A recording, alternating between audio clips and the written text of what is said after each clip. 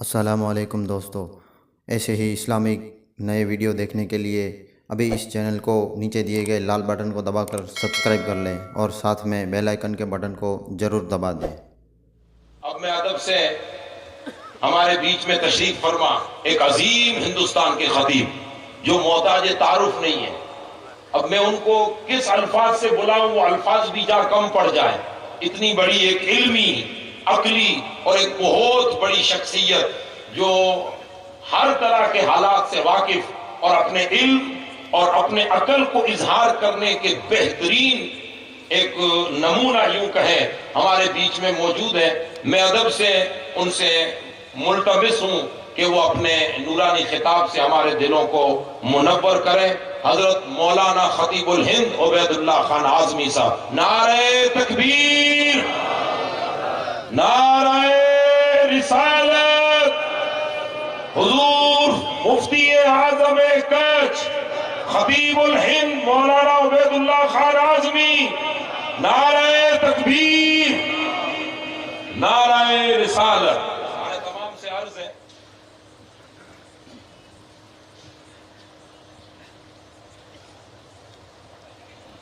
السلام علیکم ورحمۃ اللہ وبرکاتہ۔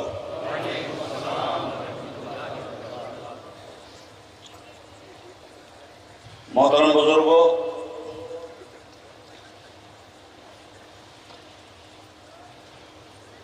میں اس وقت کھڑے ہو کر بولنے کی اپنے اندر سکت نہیں پا رہا ہوں، مگر اس کے باوجود جب تک مجھ سے ہو سکے گا کھڑے ہو کر بولوں گا، اور جب تکلیف ہوگی تو بیٹھ کر بولوں گا، مگر بولوں گا۔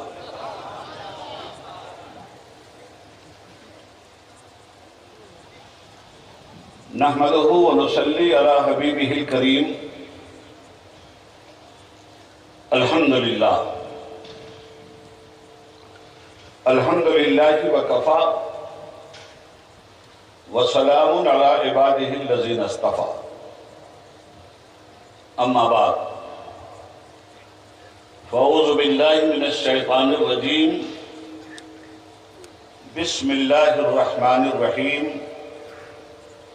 کل نفس ذائقۃ الموت، آمنت باللہ، صدق اللہ العلی العظیم۔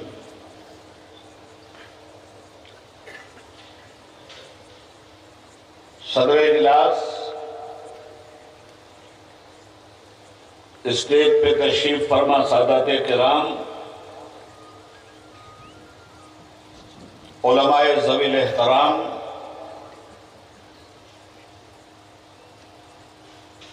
اور ہزاروں لاکھوں کی شکل میں اس جلسہ تعزیت میں پورے کچھ اور گجرات کے دیگر علاقہ جات سے، نیز ہندوستان کے اور بھی مختلف علاقوں سے آئے ہوئے برادران اسلام، حاضرین مجلس، درود پاک پڑھ لیجئے تو گفتگو کا آغاز کیا جائے۔ اللہم صلی علی سیدنا و مولانا محمد و آلہ و صحبہ اجمعین۔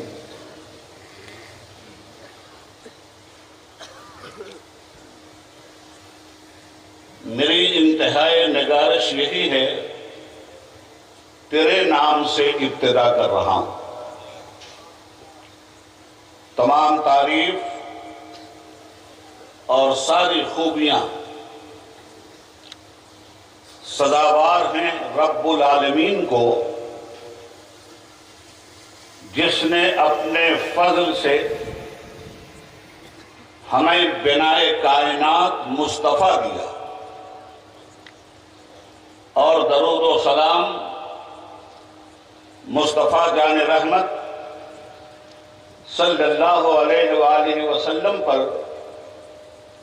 جن کی مبارک ذات نے ہمیں ایک خدا کا پتہ دیا،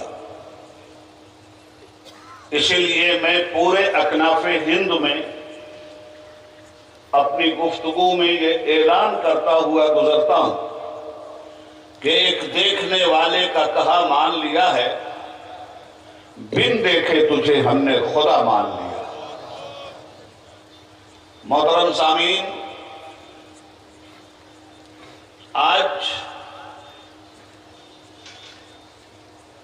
بنام زیارت ہم اس مقدس، مستند اور معتبر ہستی کی بارگاہ میں حاضر ہیں، اپنے بھرپور خراج عقیدت کے ساتھ، جسے صرف عقیدت کی زبان میں نہیں بلکہ حقیقت کی زبان میں ہم مفتی اعظم کچھ کے نام سے جانتے ہیں۔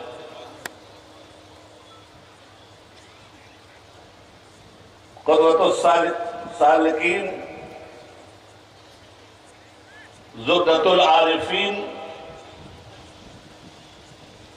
حضرت علامہ الحاج سید احمد شاہ بخاری رحمت اللہ تعالی علیہ کے سالانہ برسی کے موقع پر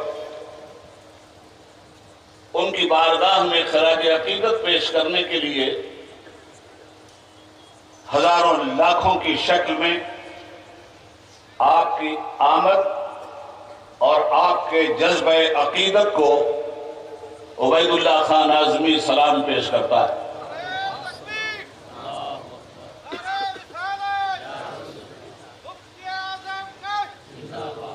محترم بزرگوں، درخت اپنے پھل سے پہچانا جاتا ہے، یہ قول عبید اللہ اعظمی کا نہیں، یہ فرمان کلمت اللہ، روح اللہ، سیدنا و نبینا و مولانا حضرت عیسیٰ مسیح علیہ السلام کا ہے۔ وہ ارشاد فرماتے ہیں، اے لوگو، ہمیشہ یاد رکھنا، درخت اپنے پھل سے پہچانا جاتا ہے۔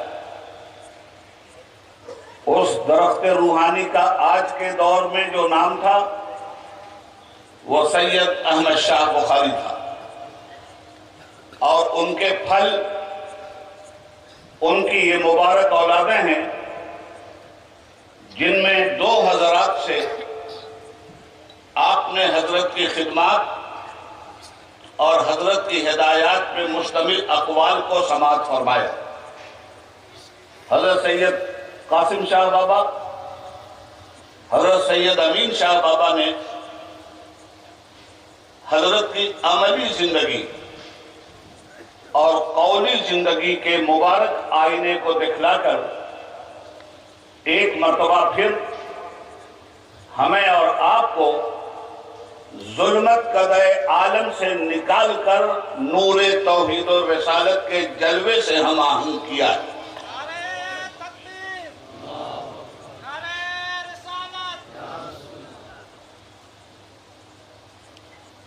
مفتی اعظم کچھ میری نگاہ میں دنیا میں کوئی بچہ کسی گھرانے میں جب پیدا ہوتا تو اس گھرانے سے وہ بچہ پہچانا جاتا ہے۔ والدین کے ذریعے وہ بچہ پہچانا گیا، پہچان کے اور بھی طریقے ہوتے ہیں۔ کس ماں باپ کا بیٹا ہے اس نام سے اس کی پہچان ہوئی، پھر کس بھائی بہن کا بھائی ہے اس نام سے اس کی پہچان ہوئی، پھر اس کی اولادوں کے ذریعے اس کی پہچان ہوئی، اسکول گیا تو اسکول کے ذریعے اس کی پہچان ہوئی، عالم بنا تو علم کے ذریعے اس کی پہچان ہوئی، مفتی بنا تو افتاء کے ذریعے اس کی پہچان ہوئی، انسان کی پہچان میں درجنوں دائیں موجود ہوتے ہیں. یقیناً مفتی اعظم کچھ حضرت علامہ الحاج سید احمد شاہ بخاری نور اللہ مرقدہ بھی کسی باپ کے بیٹے اور بیٹوں کے والد، بھائیوں کے بھائی، انہوں نے بھی کہیں پڑھا، ان کے بھی کوئی استاد، ان کی بھی کوئی ڈگری، ان کی بھی کوئی سند. تو وہ پہچانے گئے اپنے خاندان سے، اپنے ماں باپ سے. ان کی پہچان بنی ان کے شہر سے، ان کی پہچان بنی ان کے مستقل قیام گاہ سے. جس مدرسے میں پڑھا اس مدرسے سے ان کی پہچان ہوئی، جن علماء سے پڑھا ان علماء سے ان کی پہچان ہوئی. اس طرح دنیا میں لوگوں کی پہچان ہوا کرتی. مگر مفتی اعظم کچھ کے بارے میں عبید اللہ اعظمی یہ کہنے پہ مجبور ہے کہ وہ صرف اپنے ماں باپ سے ہی نہیں پہچانے گئے، ماں باپ بھی ان کی وجہ سے آج پہچانے جا رہے ہیں. وہ صرف اپنے مدرسے سے نہیں پہچانے گئے، مدارس بھی ان کی ذات سے پہچانے جا رہے ہیں. وہ صرف اپنے اساتذہ کی ذات سے نہیں پہچانے گئے، اساتذہ بھی ان کی ذات سے آج تعارف پا رہے ہیں. جی بہت. وہ صرف اپنے علم سے نہیں پہچانے گئے، علم بھی ان سے پہچانا جاتا ہے. وہ صرف اپنے عمل سے نہیں پہچانے گئے، عمل بھی ان کے عمل سے پہچانا جاتا ہے. وہ صرف اپنے اخلاق سے نہیں پہچانے گئے، لفظ اخلاق بھی ان سے پہچانا جاتا ہے. وہ صرف اپنے نظریہ رحم و کرم سے نہیں پہچانے گئے، نظریہ رحم و کرم بھی ان سے پہچانا جاتا ہے. وہ صرف ہندو مسلم ایکتا سے نہیں پہچانے گئے، ہندو مسلم ایکتا بھی ان کی ذات سے پہچانی جاتی ہے. آگے بڑھ کے عبید اللہ اعظمی کہنا چاہتا ہے وہ صرف ہندوستان سے نہیں پہچانے گئے، ہندوستان بھی ان سے پہچانا گیا. نعرہ تکبیر، نعرہ رسالت، حضور مفتی اعظم کچھ. بہت خوب. بجتا ہے آج علم کا جو ساز دوستو، یہ بھی اسی جرس کی ہے آواز دوستو. واہ واہ بہت خوب. حضرت مفتی اعظم کچھ کی عمر مبارک 90 سال کو تجاوز کر گئی تھی. اس 90 سال میں ان کے بچپن کو دیکھنے والے تو شاید 55 سے آگے جا چکے ہوں گے. ان کی جوانی دیکھنے والے لوگ آج بڑھاپے میں موجود ہوں گے، اور ان کی ضعیفی دیکھنے والے ہم جیسے گنہگاروں نے بھی ماڈوی کی سرزمین پہ ایک چلتا پھرتا ولی دیکھا تھا. خوب. نعرہ تکبیر، نعرہ رسالت، خطیب الہند عبید اللہ خان اعظمی. بہت خوب. ہم نے دیکھا تھا انہی گلیوں میں واہ واہ. سیرت رسول کے قالب میں ڈھل کر ایک چلنے والا اپنے رسول کا تعارف کرواتا تھا. واہ واہ واہ. بولتا تھا تو مصطفیٰ کا تعارف، ہائے ہائے ہائے. مصطفیٰ کے ذریعے ان کا تعارف ہوا. اور مصطفیٰ کا تعارف کروا کے وہ کوئی احسان مصطفیٰ پر نہیں کر رہے تھے، بلکہ مصطفیٰ کی امت پہ ان کا ضرور احسان ہے کہ آقا کی تصویر وہ اپنے عمل سے دکھا رہے تھے، اپنے عقیدے سے دکھلا رہے تھے، اپنے اخلاق سے دکھلا رہے تھے، اپنے عمل سے دکھلا رہے تھے. دنیا میں بہت لوگ آتے ہیں دوستو اور چلے جاتے ہیں، مگر کچھ لوگ ایسے ہوتے ہیں جنہیں مردہ کہنا تو مردوں کی محرومی ایک قسمت ہے. وہ مردہ بن کر نہ زندہ رہتے ہیں، نہ مردہ بن کر قبر میں جاتے ہیں. مرتا کون ہے جی؟ جن لوگوں نے فلسفہ موت کو نہیں سمجھا جی وہ مر رہے ہوں گے اور مر جائیں گے. فلسفہ موت کو سمجھنے میں لوگوں نے بڑی غلطیاں کی ہے. نفس ہستی کے ڈوب جانے کا نام موت نہیں ہے. آنکھوں کے پتھرا جانے کا نام موت نہیں ہے. دل کی دھڑکن کے خاموش ہو جانے کا نام موت نہیں ہے. جنازے کے اٹھنے کا نام بھی موت نہیں ہے. جی قبر میں جانے کا نام بھی موت نہیں ہے. کفن بھی پہننے کا نام موت نہیں ہے. ارے تیرے کشتوں کو موت آئی تو کتنی بامراد آئی. ادھر ہونٹوں پہ دم آیا, سدائے زندہ باد آئی. بہت خوب, بہت خوب. ہاں یہ اور بات ہے کہ کوئی آئے کوئی جائے, یہ تماشا کیا ہے صدیق صاحب؟ کوئی آئے کوئی جائے, یہ تماشا کیا ہے؟ کچھ سمجھ میں نہیں آتا کہ یہ دنیا کیا ہے. میں سمجھاتا ہوں کہ یہ دنیا کیا ہے. بہت خوب, بہت خوب. جن کے نزدیک زندگی کی کوئی حیثیت نہیں, وہ تو اپنے باپ کو بھی مردہ کہیں گے, اس لیے کہ ان کے پاس زندگی کا کوئی تصور ہی نہیں ہے. وہ کیا جانے زندگی کس کو کہتے ہیں. میرا دعویٰ ہے کہ کوئی مردہ نہیں ہوتا. چھوڑیے مفتی اعظم کش تو بڑی چیز ہیں. ایک مرتبہ جب زندگی کسی کو مل گئی پھر وہ کبھی مرنے والا نہیں ہے. ایک چیز ہے عدم اور دوسری چیز ہے وجود. علماء کافی ہیں یہاں, دانشوروں کی بھی کمی نہیں ہے. اور دور دراز تک جہاں تک میری نظر جا رہی ہے, یہ ٹھاٹھیں مارتا ہوا سیلاب انسانوں کا یہ گواہی دے رہا ہے کہ یہ مردہ کے پاس نہیں آئے ہیں, یہ زندہ کے پاس آئے ہیں, جس کے زندگی کی رونق لوگوں کے اندر پیدا کی. نعرہ تکبیر, نعرہ رسالت, مفتی اعظم کش. وہ جو ایسی شخصیت کو مردہ سمجھ رہے ہوں, کوئی بھی ہو, میں کسی کا نام نہیں لیتا, نہ کوئی میرے رڈار پہ ہے, نہ میں کسی کو ٹارگیٹ کرتا ہوں. میں اس باطل نظریے کا رد کر رہا ہوں جس باطل نظریے سے متاثر ہو کر کسی بزرگ کے بارے میں لفظ مردہ کا استعمال کیا جاتا ہو.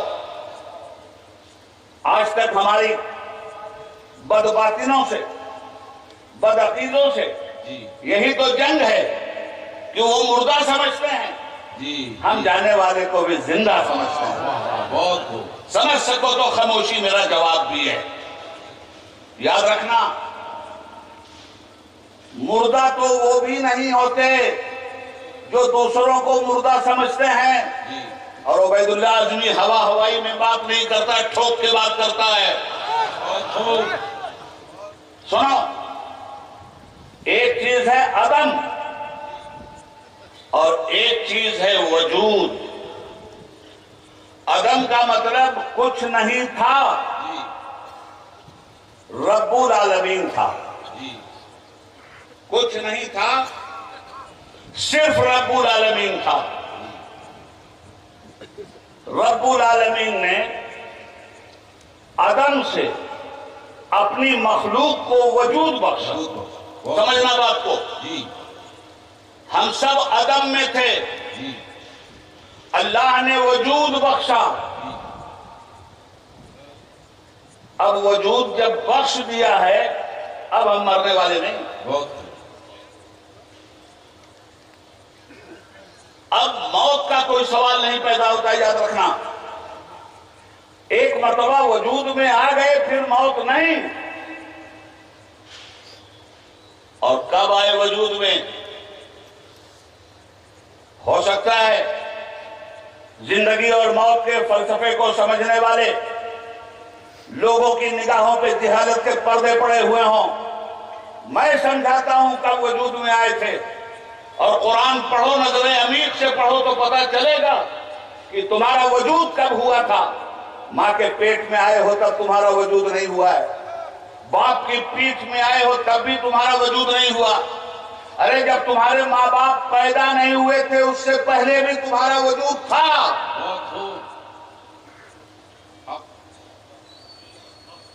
یاد کرو، رب العالمین نے جب تمہیں وجود بخشا تو وجود بخشنے کے بعد اللہ رب العزت نے ایک یہ جو اس طرح ازلحام ہے، ایسے ہی قیامت کی صبح تک آخری پیدا ہونے والی روح کو بھی پیدا کر دیا تھا۔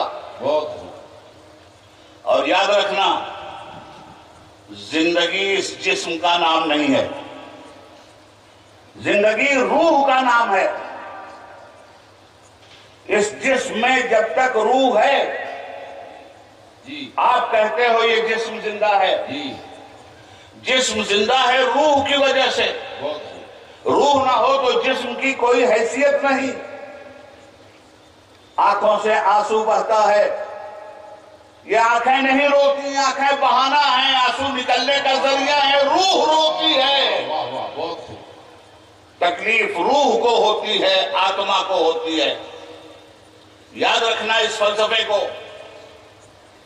اللہ نے سب کو پیدا کر دیا تھا، قیامت تک جتنے پیدا ہونے والے ہیں سب کی روح پیدا کر دی، اور پیدا کرنے کے بعد سب کو ایک جگہ کھڑا کیا، اور کھڑا کرنے کے بعد ارشاد فرمایا اپنے بندوں سے، پڑھو قرآن، الستو بربکم، میرے بندوں بتاؤ کیا میں تمہارا رب نہیں ہوں؟ قرآن کہتا ہے کہ آگے ہم نے کہا قالوا بلا، تمام لوگوں نے کہا تو ہی ہمارا پروردگار ہے۔ اب جب سب نے کہا کہ تو ہی ہمارا پروردگار ہے تو آدم سے لے کے ایدم تک نے کہا نا، اور ایدم سے لے کے قیامت تک پیدا ہونے والوں نے کہا نا، تو وہی ماں بھی تھی جو کہہ رہی تھی تو ہی ہمارا رب، اور وہی باپ بھی تھا جو کہہ رہا تھا تو ہمارا رب، اور وہی اولاد بھی تھی جو کہہ رہی تھی تو ہمارا رب۔ الستو بربکم، کیا میں تمہارا رب نہیں ہوں؟ قالوا بلا، ہاں ہاں مولا تو ہی ہمارا رب ہے، ہم نے پہچانا تجھے، اور دنیا میں جا کر ہم تیری ربوبیت کی گواہی دیں گے۔ اچھا، تو اب پیدا تو کر دیے گئے تھے، پیدا ہونے کے بعد چلے کہاں سے؟ عالم اسباب کی طرف منتقل کیا گیا آپ کو، عالم ازل سے چلے، آپ آئے باپ کی پشت میں، پیٹھ میں، اس وقت بھی آپ زندہ ہی تھے، مردہ نہیں تھے۔ پھر آئے ماں کے پیٹ میں، اس وقت بھی آپ زندہ نہ ہوتے تو یہاں دکھلائی نہ دیتے۔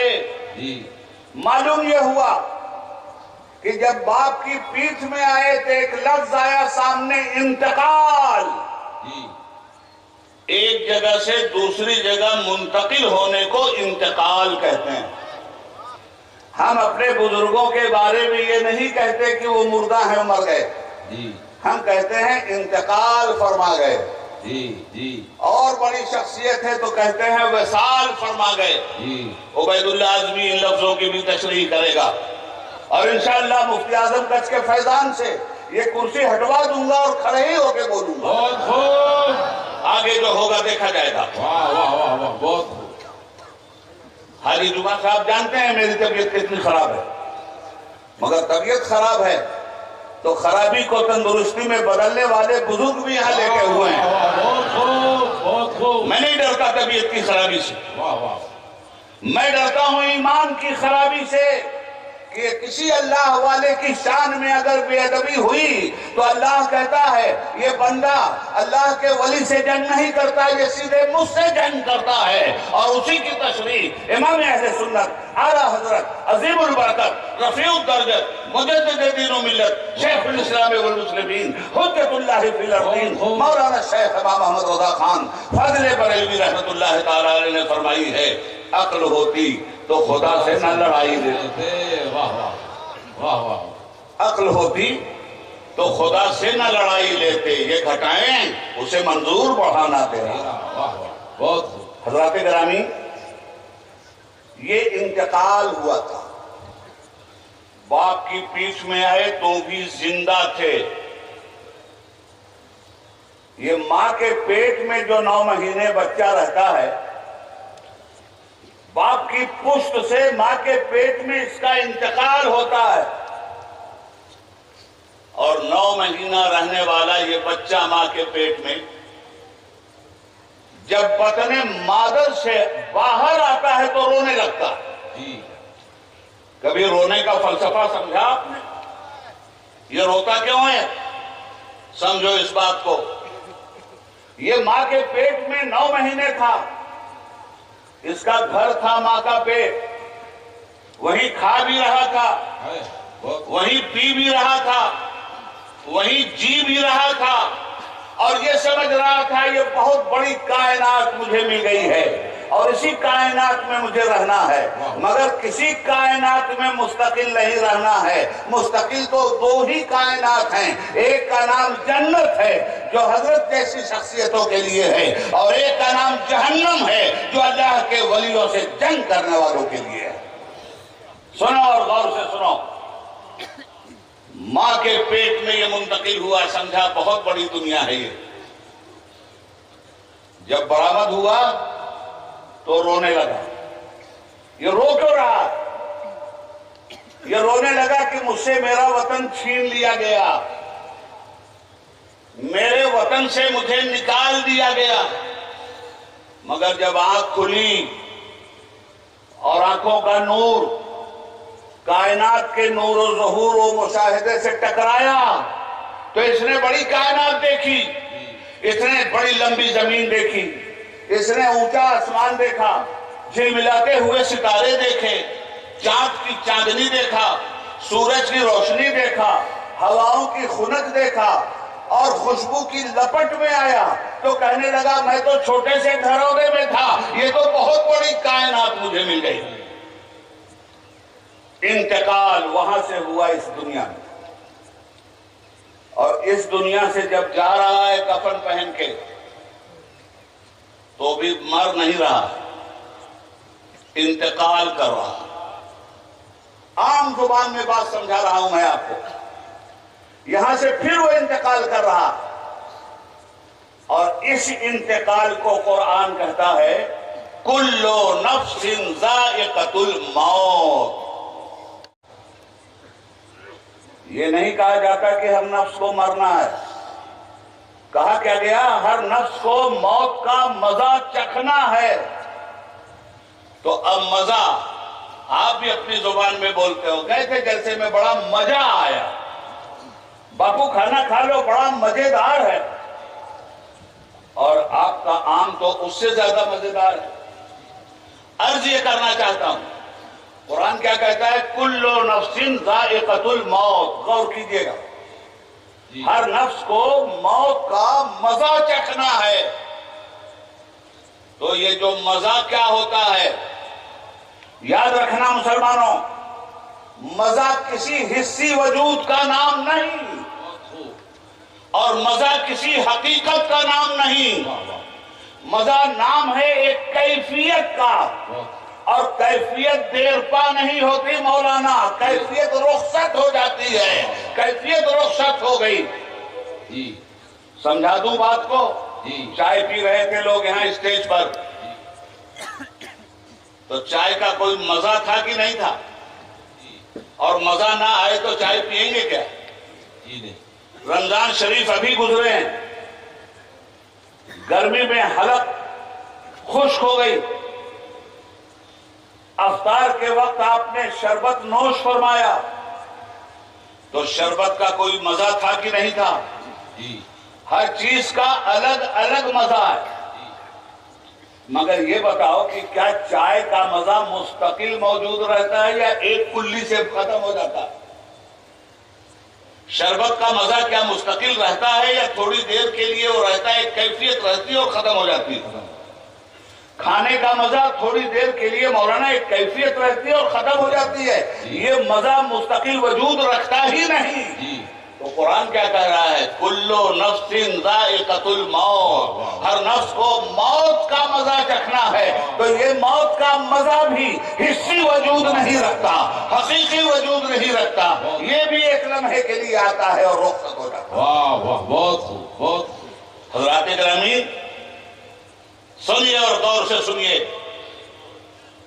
اور میں اپنی تکلیف میں بھی کھڑے ہو کر اس لیے بول رہا ہوں کہ ادھر میرے معلوم نہیں کتنے ہزاروں ہزار بھائی ادھر کھڑے ہیں، میرے ہزاروں ہزار بھائی ادھر کھڑے ہیں، میرے ہزاروں ہزار بھائی تا حد نگاہ کھڑے ہیں، بیٹھتا تو مجمع ہی میں ڈوب جاتا، اس لیے کھڑے ہو کے بول رہا ہوں کہ سارے بھائیوں تک نہ صرف یہ کہ میری آواز پہنچے، میرا چہرہ بھی میرے بھائیوں کے قریب پہنچے، اس لیے کہ جب تقریر سننے والا تقریر سنتا ہے تو وہ مقرر کا چہرہ بھی دیکھنا چاہتا ہے، تقریر کا نشہ دوبارہ ہو جاتا ہے۔ جی بہت خوب۔ حضرات یہ موت کا مزہ بھی چکھنا تو سب کو ہے، اس کے بعد کیا زندگی اس کے بعد ختم ہو گئی؟ میں نے دعویٰ کیا ہے کہ زندگی ایک مرتبہ مل گئی تو کبھی نہیں ختم ہوگی۔ یہ موت کے بس کی بات نہیں ہے کہ انسان کی حیثیت کو مٹا دے، بہت خوب۔ یہ موت کے بس کی بات نہیں ہے کہ انسان کی حقیقت کو مٹا دے، یہ موت مٹائی جا سکتی ہے، انسان کی حقیقت نہیں مٹائی جا سکتی۔ بہت یاد رکھیے گا، اس دنیا سے چلائیے، کفن دفن کر دیا نا آپ نے، قبر میں پہنچا دیا نا آپ نے، تو اگر آپ کا عقیدہ یہ ہے کہ اس دنیا سے قبر میں جانے کے بعد معاملہ ختم، تب تو میرے بھائی نہ تعزیت کی ضرورت ہے، نہ جلسے کی ضرورت ہے، اور نہ ہی عرس کی ضرورت۔ عرس ہو کیوں رہا؟ بزرگان دین کا عرس اسی لیے تو ہو رہا ہے کہ آپ زندوں کی بارگاہ میں خراج عقیدت پیش کرنے آئے ہیں، مردوں کے پاس نہیں آئے ہیں آپ۔ بہت۔ آج قبر میں انسان جا رہا،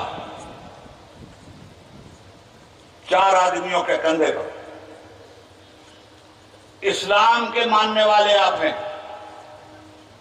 اور اسلام کا فلسفہ ما بعد الموت عبید اللہ اعظمی سمجھا رہا ہے آپ کو۔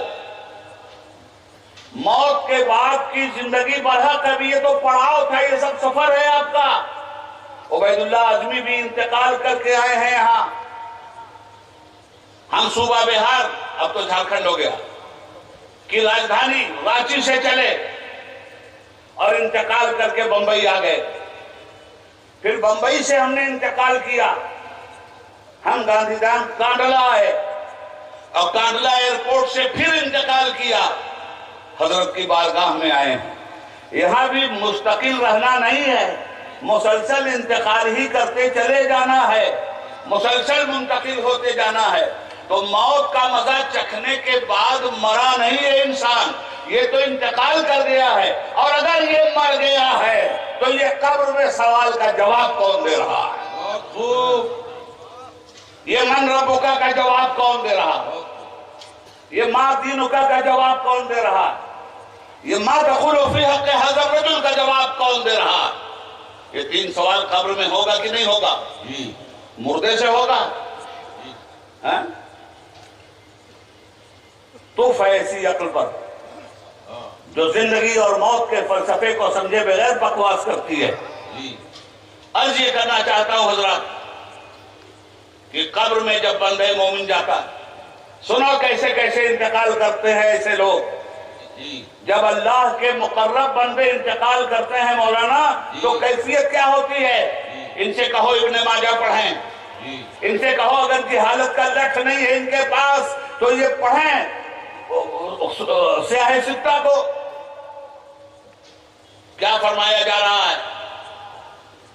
فرمایا جاتا ہے کہ جب بندہ مومن جی اس دنیا سے جانے کی تیاری کرتا ہے جی تو بندہ مومن کے پاس، صاحب ایمان کے پاس साहब तकवा के पास, साहब इस्लाम के पास, मुत्तकी और परहेजगार के पास, ईमान बिलगैब रखने वाले के पास, जिंदगी भर अमल सालेह से अपनी जिंदगी का इंट्रोडक्शन करवाने वाले के पास मलकुल मौत कैसे आते हैं जानते हैं आप? 500 फरिश्तों का जुलूस लेकर आते हैं। अबू दाऊद शरीफ पढ़िए, 500 फरिश्तों का जुलूस लेकर मलकुल मौत आते हैं बंदे मोमिन के पास और मुस्कुरा के कहते हैं बंदे मोमिन, इसलिए कि जब मौत का वक्त होता है, मौत एक इस्तिलाही लफ्ज है इसलिए बोल रहा हूं, जब इंतकाल का वक्त होता है क्या होता है? इंतकाल के वक्त गैब के पर्दे हटा दिए जाते हैं और जब गैब के पर्दे हट गए और हकीकत दिखाई देने लगी, फरिश्ते दिखाई देने लगे, उस वक्त कोई तौबा कबूल नहीं होती। तौबा उसी वक्त तक कबूल होती है जब तक गैब के पर्दे, हिजाब अजमत के पर्दे ना हटें। अब तौबा कबूल होने का वक्त नहीं है जब फरिश्ते सामने आ गए। तो ये फरिश्ते जब आते हैं दोस्तों, तो दुनिया से जाने वाला बंदे मोमिन इन फरिश्तों का दीदार करता है। फरमाया गया 500 फरिश्तों का जुलूस लेकर बंदे मोमिन को ले जाने के लिए आते हैं मलकुल मौत और आने के बाद कहते हैं बंदे मोमिन, अल्लाह के सलाम के साथ आया हूं तेरे पास, खुश हो जा। हम लोग तो कहते हैं कि इंतकाल की खबर आई, मगर ये बंदे मोमिन लफ्ज़ इंतकाल से भी ऊंचा रुतबा पा गया, वसाल की खबर आई। और जब वसाल की खबर आई तो सुनो सरकार यासी क्या फरमाते हैं।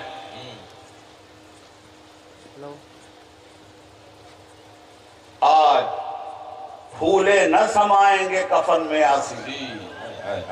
जब आदमी को सबसे बड़ी खुशी मिलती है ना तो वो फूल जाता है मारे खुशी के। हजरत यासी फरमाते हैं बंदे मोमिन जब जा रहा तो कहते हैं आज फूले न समाएंगे कफन में आसी, अरे जिसके जोयात है उस गुल से मुलाकात की राह। और अपने इन बुजुर्गों का खादिम उबैदुल्लाह आज़मी अपने शेर में कहता है, याद रखिएगा ये न सरका है न चोरी है, ये मेरा अपना शेर है। जी जी बताओ। कब्र में जाने के लिए हमारा तसव्वुर क्या है? जी पूछो ना नकीरो तुम, पूछेंगे ना माता को लोफी हत्ते हज़र रजुल, इनके बारे में क्या कहते थे जी सरकार के बारे में। उबैदुल्लाह आज़मी कहता है पूछो ना नकीरो तुम, ये कौन है हमसे? जी पूछो ना नकीरो तुम, ये कौन है? ये कौन है हमसे? अरे रखा है यहाँ हमने कदम आपकी खातिर, हम तो मरे ही हैं अपने मुस्तफा की जियारत के लिए, हमने तो इंतकाल ही किया है अपने मुस्तफा की जियारत के लिए। हाय हाय।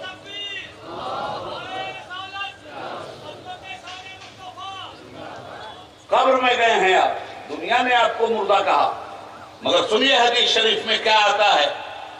हदीस शरीफ में आता है कि जब काफिरों फासिकों फाजिर मरता है, मरने का मतलब इंतकाल करता है, तो जो ही उसको नहलाया धुलाया जाता है, उसको कब्र में पहुंचाने की तैयारी होती है, वो चीखता है, रोता है, चिल्लाता है, अरे कहां मुझे ले जा रहे हो? और जब बंदे मोमिन इंतकाल करता है और घर वाले रोते चीखते चिल्लाते हैं तो उसे कोफ्त होती है। वो कहता है खुदा के लिए ये रोना धोना बंद करो, महबूब के वसाल क्या दिन है, महबूब के वसाल की रात है, मुझे मेरी मंजिल की तरफ रवाना करो, अगले पड़ाव की तरफ मुझे रवाना करो। हदीस शरीफ में आता है कि इंतकाल करने वाले की ये आवाज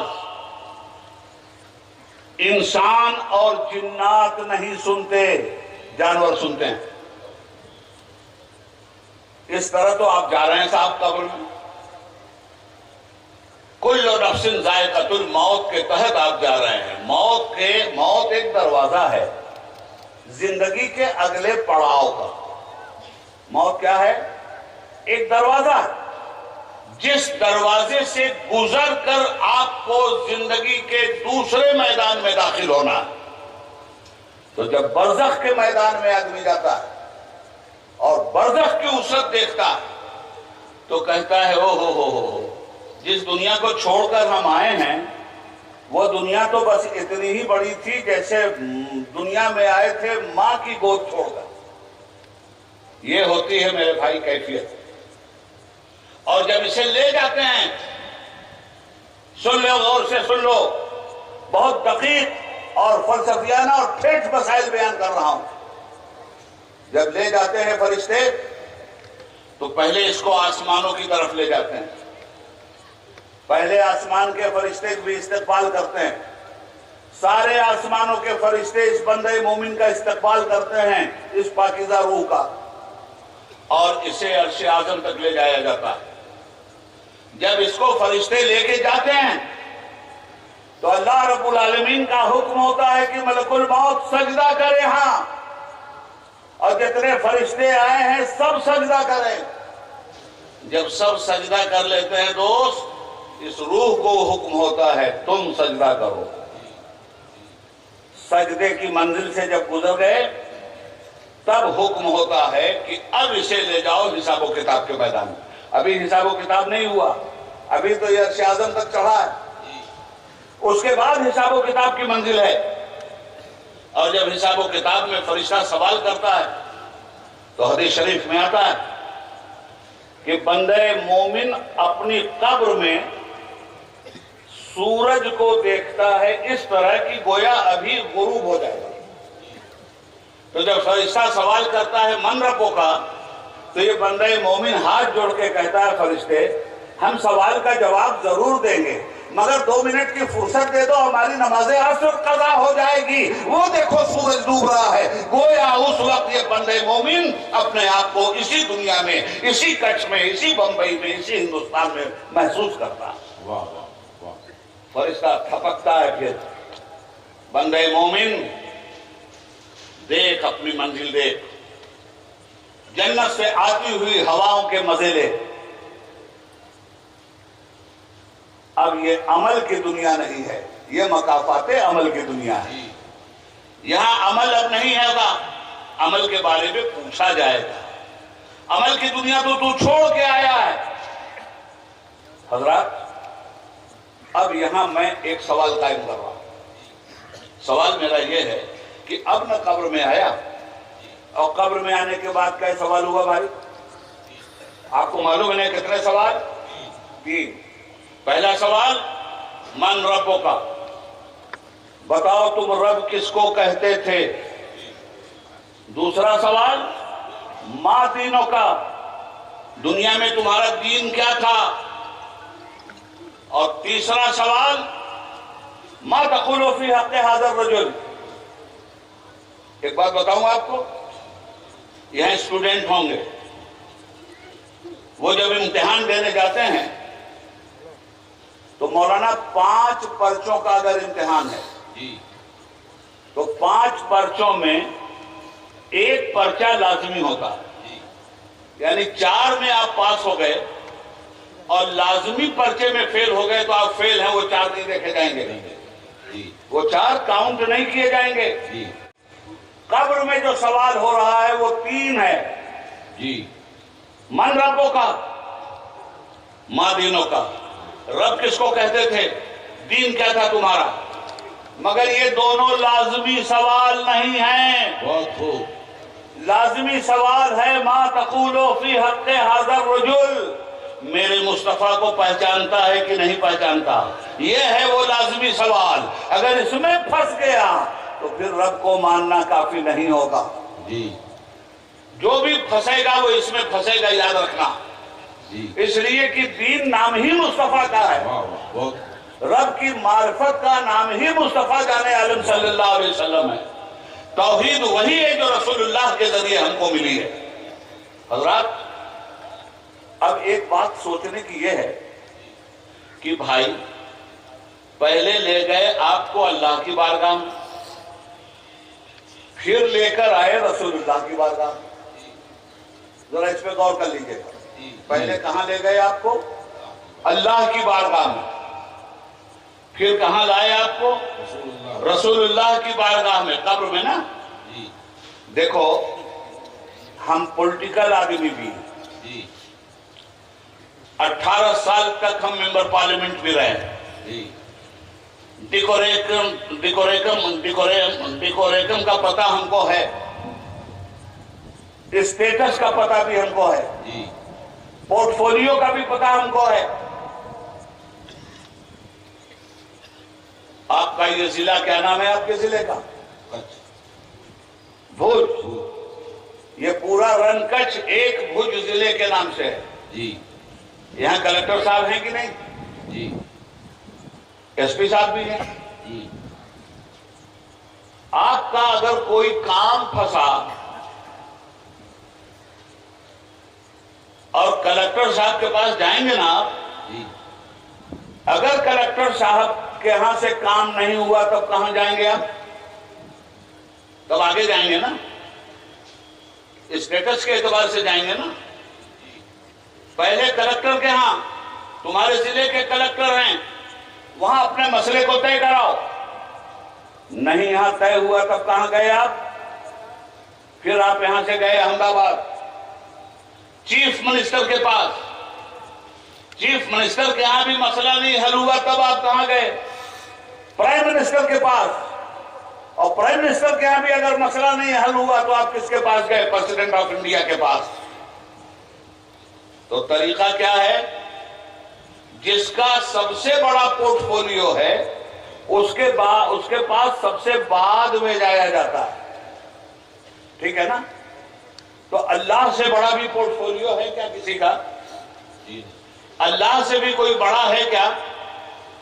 تو یہ کیا معاملہ ہے کہ یہاں بالکل الٹا مسئلہ ہے. پہلے تو رسول اللہ کی بارگاہ میں لانا چاہیے تھا، اس کے بعد اللہ کا سجدہ کروانا چاہیے تھا.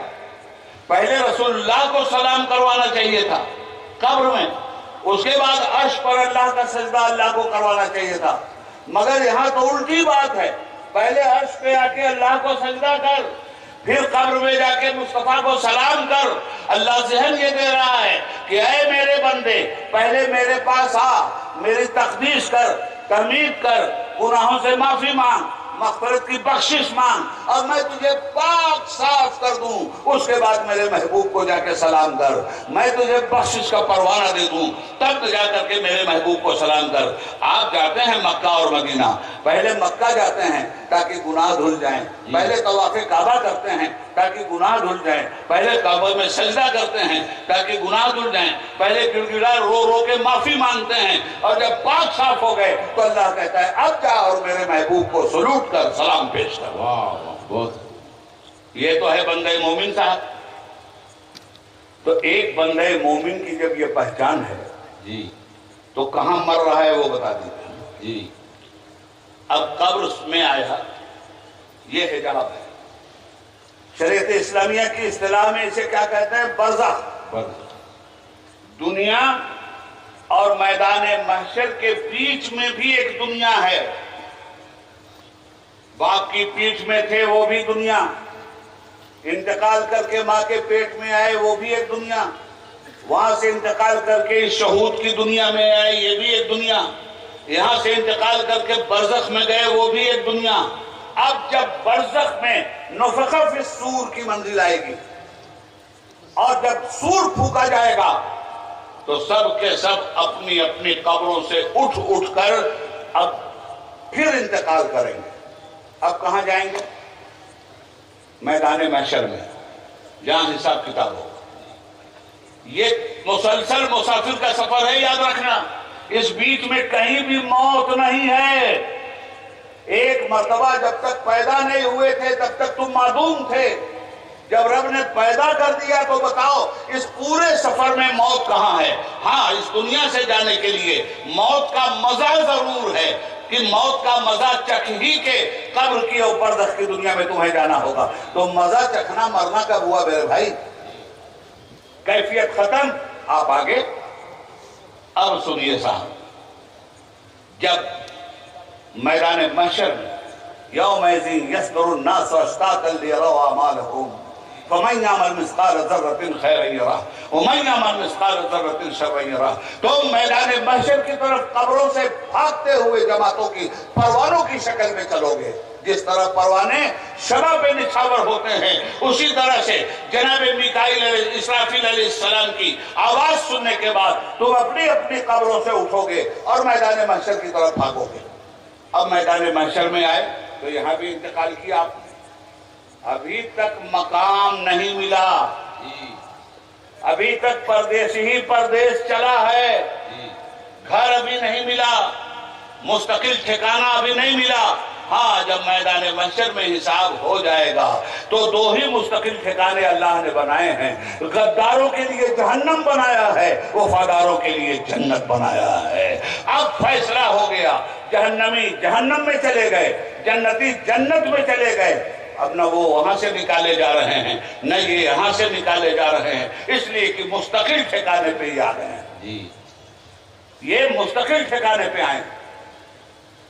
ہاں ایک بات اور کہہ دوں، اور وہ بات یہ ہے مسلمانوں کہ جہنم میں مسلمان بھی جائیں گے۔ کیسا لگ رہا ہے سن کے؟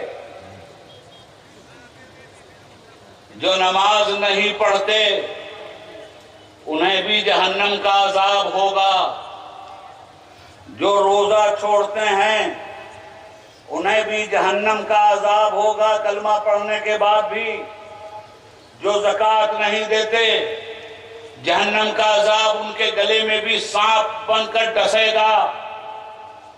کیوں بھائی؟ ہاں جنت میں یہ بھی جائیں گے، اس لیے کہ جہنم ان مسلمانوں کا بھی مستقل ٹھکانہ نہیں ہوگا۔ مسلمان کا ٹھکانہ تو جنت ہے نا بھائی، مگر یہ اپنی جن بدعمالیوں سے جہنم میں گیا ہے، اس کو کیوں جہنم میں ڈالا گیا؟ نماز چھوڑا تھا اس لیے جہنم میں ڈالا گیا، روزہ چھوڑا تھا اس لیے جہنم میں ڈالا گیا، حج اور زکوٰۃ کی نافرمانی کی تھی اس لیے عذاب پا رہا ہے، مگر یہ مستقل عذاب نہیں ہوگا۔ کیوں نہیں ہوگا؟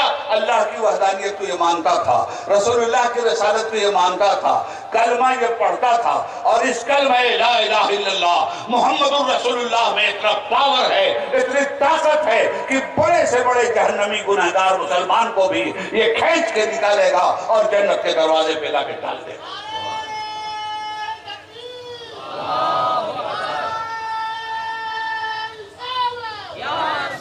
تو یہ جہنم میں گیا کیوں اور جہنم میں کیوں ڈالا گیا؟ سنو، یہ کپڑا پہنے ہیں نا آپ، اگر اس پہ میل آ جائے، داغ آ جائے تو کیا کرتے ہیں آپ اس کپڑے کے ساتھ؟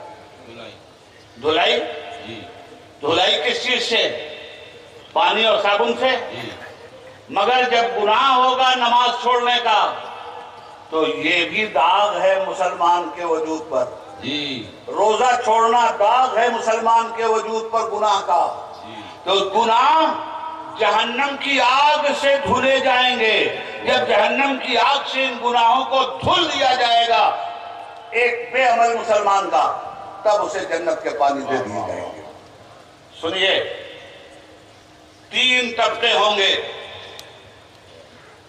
اور یہ حضرت مفتی اعظم کچھ کا فیضان بول رہا ہے کہ میں وہ گرہیں کھول رہا ہوں، دعوے کے ساتھ کہتا ہوں کہ کم گرہیں کھلی ہوں گی، اللہ کے فضل و کرم سے کہہ رہا ہوں۔ 3 طبقہ ہوگا، ایک طبقہ جنت میں، ایک طبقہ جہنم میں، اور تیسرا کہاں ہوگا؟ یہ صرف 2 ہی طبقے نہیں ہیں، 3 طبقے ہیں۔ تو آپ کو معلوم ہے کہ ایک جنت میں گیا، ایک طبقہ جہنم میں گیا، تیسرا کہاں رہے گا اور اس کا نام کیا ہے؟ اتنا بڑا مجمع ہے، سناٹا کیوں ہے؟ کاش مسلمان قرآن پڑھتا، کاش مسلمان عمل کرتا، کاش مسلمان حضرت کے دل کا درد سنتا، جو امین بابا نے وہ درد سنایا ہے پڑھ پڑھ کر کے کہ تمہیں کیا کرنا ہے اور کیا نہیں کرنا ہے۔ مسلمانوں، مفتی اعظم کچھ سے محبت کرتے ہو، نمازیں مت چھوڑنا۔ مفتی اعظم کچھ سے محبت کرتے ہو، شریعت اسلامیہ پہ عمل کرنا۔ سنو میری بات، ایک طبقہ جنت میں، دوسرا جہنم میں۔ मगर एक तबका और है। वो कौन है? वो न जन्नत में होगा न जहन्नम में होगा। जी तो तीसरी जगह कौन सी है? जन्नत और जहन्नम की जो सरहद होगी, जी उसके ऊपर की जो मुडेर होगी, जी वो तबका उसकी मुडेर पे होगा, जी जहां से वो जन्नतियों को भी देख रहा होगा और जहन्नमियों को भी। और उस तबके का नाम कुरान ने लिया है असहाबुल आराफ। बहुत खूब। 8वें पारे में सूरह आराफ पढ़ो, समझ में आ जाएगी बात। जी बहुत। तो ये जो आराफ होंगे, ये जहन्नमियों का अजाब देखेंगे, उन पे लानत करेंगे, और जन्नतियों का सवाब देखेंगे तो जन्नत जाने की ख्वाहिश करेंगे। ये जहन्नम में भी नहीं जाएंगे, जन्नत में भी नहीं जाएंगे, ये ऊपर होंगे। क्यों भाई? इनके न गुनाह इतने ज्यादा होंगे कि इन्हें जहन्नम में झोंका जाए, और न सवाब इतने होंगे कि इन्हें जन्नत में डाला जाए। मगर जन्नत में जाने की वो तमन्ना जरूर करेंगे। उर्स के मौके पे, बरसी के मौके पे, ताजियत के मौके पर ही तो ये बातें सुनने को मिलती है ना भाई। जी ये जरूर करेंगे। और कुव्वते समाअत कितनी होगी? वाह। आज तो टेलीफोन से ना हम बात कर रहे हैं जी और वीडियो के जरिए देख रहे हैं। जी कल कुव्वते समाअत बहुत बढ़ा दी जाएगी। जन्नती जब चाहेंगे जहन्नमियों से बात करेंगे, ओह, और जहन्नमी जब चाहेंगे जन्नतियों से बात करेंगे। ये जहन्नमी जो जन्नतियों पे हंसते थे इस दुनिया में, मॉब लिंचिंग करते थे इस दुनिया में, बहुत ये जहन्नमी जो अल्लाह का घर तोड़ते थे इस दुनिया में, जब ये जहन्नम में जलेंगे तो ये कहेंगे कि देख लिया अल्लाह का घर तोड़ने का नतीजा। बहुत। वाह वाह। देखा, बहुत आवाज कसते थे तुम, बहुत बुलडोजर चलाते थे तुम, बहुत खूब। देख लिया तुमने अल्लाह का अज़ाब। हज़रत गिरामी, ये है पस मंजर। ये बात मैं आपसे इसलिए कर रहा हूँ कि जिंदगी भर मुफ्ती आजम कच्छ यही सब समझाते समझाते इस दुनिया से गए हैं जी। और अब आपकी समझ में मौत का सही चेहरा आ गया होगा जी। अब आपकी समझ में मौत का सही फलसफा आ गया होगा जी। कुल्लो नफ्सिन ज़ाइक़तुल मौत। तो हजरत ने पूरी जिंदगी बैलगाड़ी से चल चल करके यही समझाया या नहीं समझाया? जी पैदल चल चल के तबलीग इस्लाम किया या नहीं किया? बेशक। हिंदुओं और मुसलमानों की नफरत को मोहब्बत में बदला या नहीं बदला? अभी पूरा गुजरात जल रहा था मगर रंग कच्छ में किसी की न चीर भी नहीं फूटी थी। ये फैजान था मुफ्ती आजम कच्छ का। इस तरह से हिंदू का हाल निकाला था उन्होंने, मुस्लिम का मां निकाला था उन्होंने, ज्वाइंट कर दिया था तो हम बन गया था, हम बन गया था तो एकता बन गई थी, हम बन गया था तो हिंदू मुस्लिम सौहार्द बन गया। बहुत खूब, बहुत खूब। मेरे ख्याल से अब तो आप लोगों को माफ कर देना चाहिए जी। 1 घंटा हो गया। जी अब आखिरी बात आपसे कहना चाहूंगा, तैयारी कर लो, मौत का मजा जरूर चखना, और जिस तरह वो गए हैं उस तरह जाओ। आज उनके पास ये लाखों लोग आए हैं ना, हजारों लोग, लाखों लोग ना, मुझे नहीं मालूम कि कितना बड़ा मजमा है। इतना बड़ा मजमा देख के यही कहा जा सकता है कि लाखों लोग, लाखों लोग। मगर मैं ये नहीं कह सकता कि ये कितना बड़ा मजमा है। ये 10,000 है, 20,000 है, 25,000 है, 50,000 है, 1 लाख है, अल्लाह को मालूम है कितना बड़ा मजमा। मगर ये इतना बड़ा मजमा रात की कुर्बानी देकर क्यों आया? पेट्रोल और डीजल खर्च करके क्यों आया? रोता हुआ क्यों आया? मजार पे फूल चढ़ाता हुआ क्यों आया? बाबा को सलामी देता हुआ क्यों आया? ये इतना बड़ा मजमा इसलिए आया है कि कुदरत ने ये साबित कर दिया है कि जो मेरा हो जाता है मैं अपने बंदों को उसका बना दिया करता हूँ। इसलिए ये बंदे आए हैं। अल्लाह रब्बुल आलमीन इन गुरूब के तुफैल हजरत सैयद शाह अहमद बुखारी रहमतुल्लाह अलैह के सदक़े और तुफैल में हम लोगों को नेक जज्बात के साथ जीने और कौमी आहंगी के साथ जिंदा रहने की तौफीक अता फरमाए, ईमान पे हमको रखे और ईमान पे हमारा खात्मा फरमाए। खूब की सैर चमन फूल चुने शाद रहे, बागबां जाता हूँ गुलशन तेरा आबाद रहे, इस्लाम जिंदाबाद, मुफ्ती आजम कच्छ जिंदाबाद। बहुत खूब, बहुत खूब। ये थे हजरत, बहुत खूब, बहुत खूब। یہ حضرت مولانا عبیداللہ خان اعظمی ہوا آنے دعائیا کلمات لا کرے وہاں جرابار ویوں دعائیا کلمات